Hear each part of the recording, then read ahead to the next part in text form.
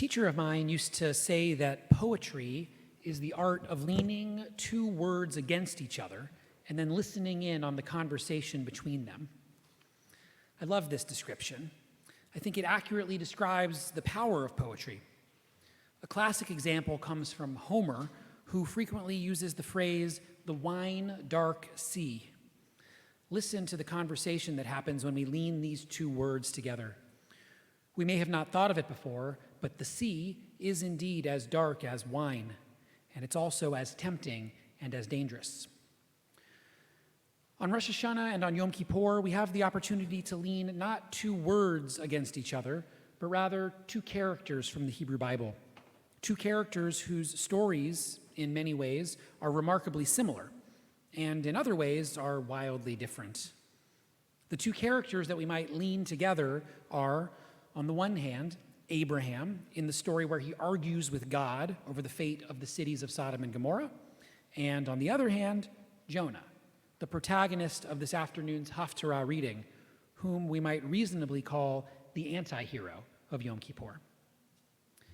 In both of these two stories, God approaches a Hebrew prophet in order to inform him of God's plans to destroy a wicked city in which the prophet does not live.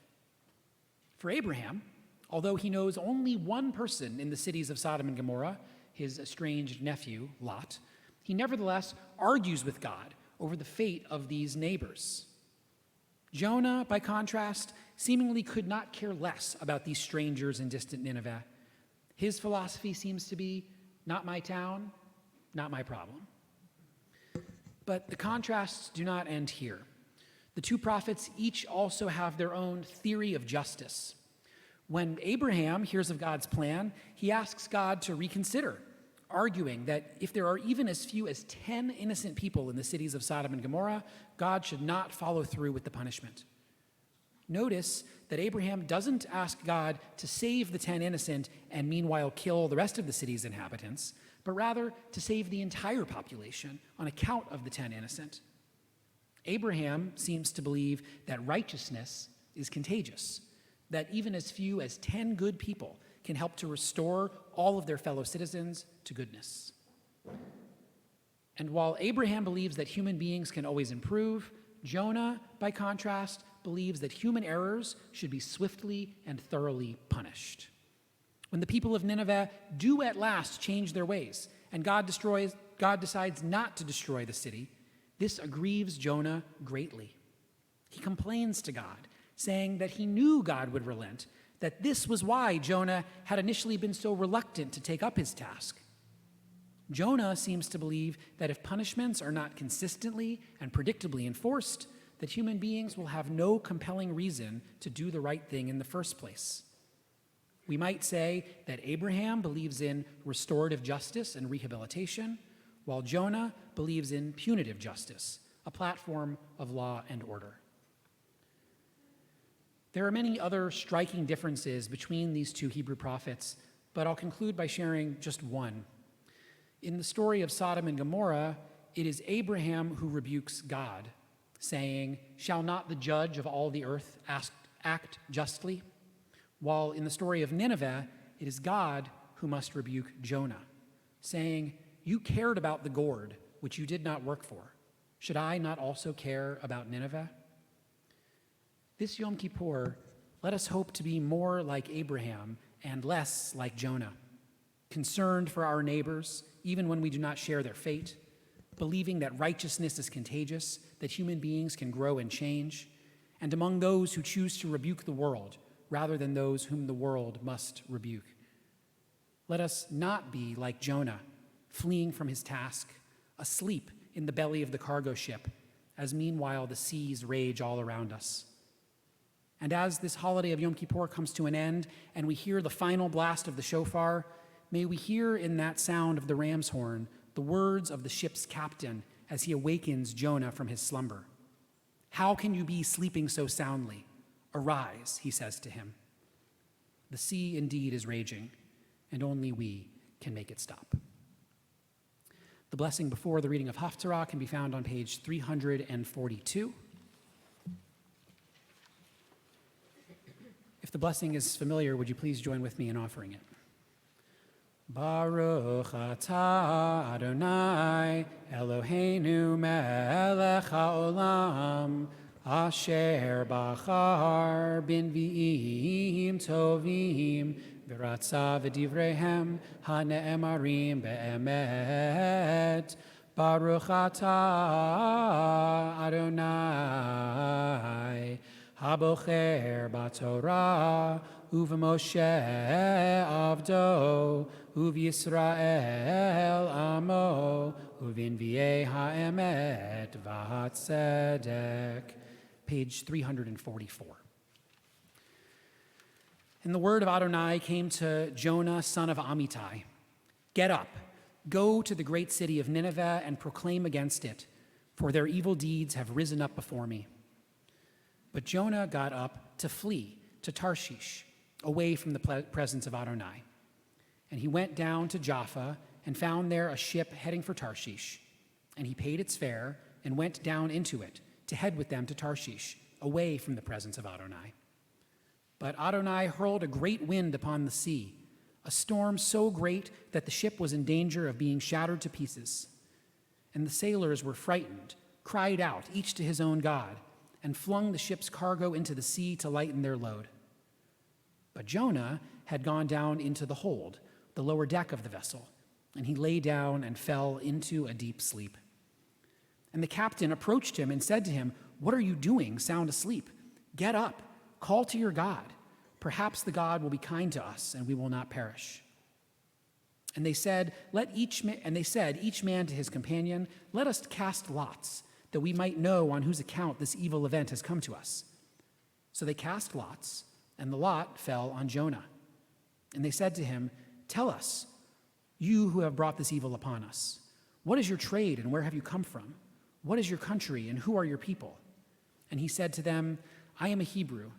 I revere Adonai, God of heaven, who made sea and dry land." The men felt great fear, and they asked him, "What have you done?" Because the men knew he was fleeing from Adonai, for so he had told them. And they asked him, "What should we do to you to bring calm to the sea around us?" For the sea was growing more and more stormy. So he said to them, "Lift me up and hurl me into the sea, and the sea will calm down for you. For I know that this great storm came upon you because of me." And the crew rowed hard to return to the dry land, but they could not do it, for the sea was raging more and more fiercely around them. And they called out to Adonai, saying, "Please, Adonai, please, do not let us perish because of the life of this man, and do not hold us guilty of shedding innocent blood. For you, Adonai, that which you desired, you have brought about." And they lifted Jonah and hurled him into the sea, and the sea stopped raging. And the men revered Adonai. Great was their reverence. So they offered to Adonai a sacrifice and made vows. And Adonai provided a great fish to swallow Jonah, and Jonah was in the belly of the fish 3 days and 3 nights. Page 347. Adonai commanded the fish, and it spewed Jonah out onto the dry land. And the word of Adonai came to Jonah a second time. "Get up, go to the great city of Nineveh, and call out to it the proclamation that I tell you." So Jonah got up and went to Nineveh according to the word of Adonai.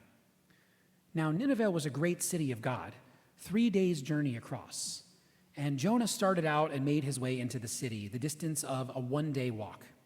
And he called out and said, 40 more days and Nineveh shall be overturned."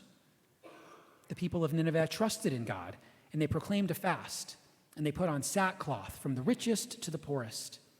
And word reached the king of Nineveh, and he got up from his throne, took off his robe, put on sackcloth, and sat in ashes. And he cried out and said in Nineveh, "By decree of the king and his nobles, no person or beast of flock or herd shall taste anything. They shall not graze, and they shall not drink water. They shall be covered with sackcloth, person and beast, and shall call loudly to God.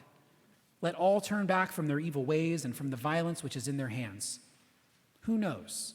God may turn and relent, turn back from the heat of anger, so that we do not perish."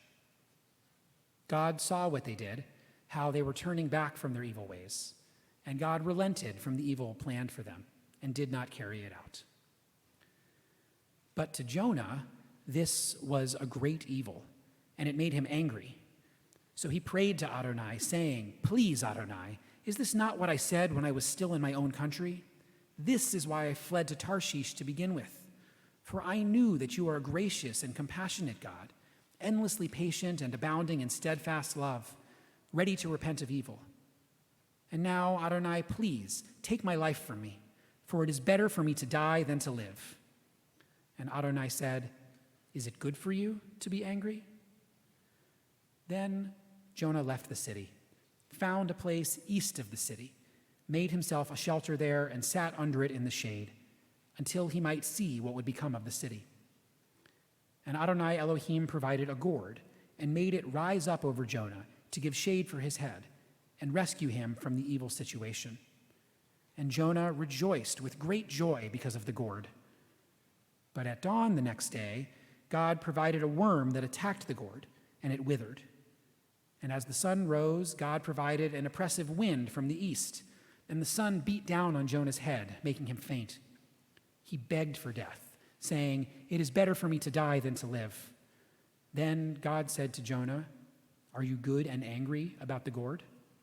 And he said, "I am good and angry, to the point of death." Then Adonai said, "You pitied the gourd, which you neither worked for nor grew, which appeared overnight and perished overnight. Should I then not have compassion for the great city of Nineveh, a place of more than 120,000 human beings, unable to tell their right hand from their left, and many beasts?" The blessing after the reading of Haftarah is on page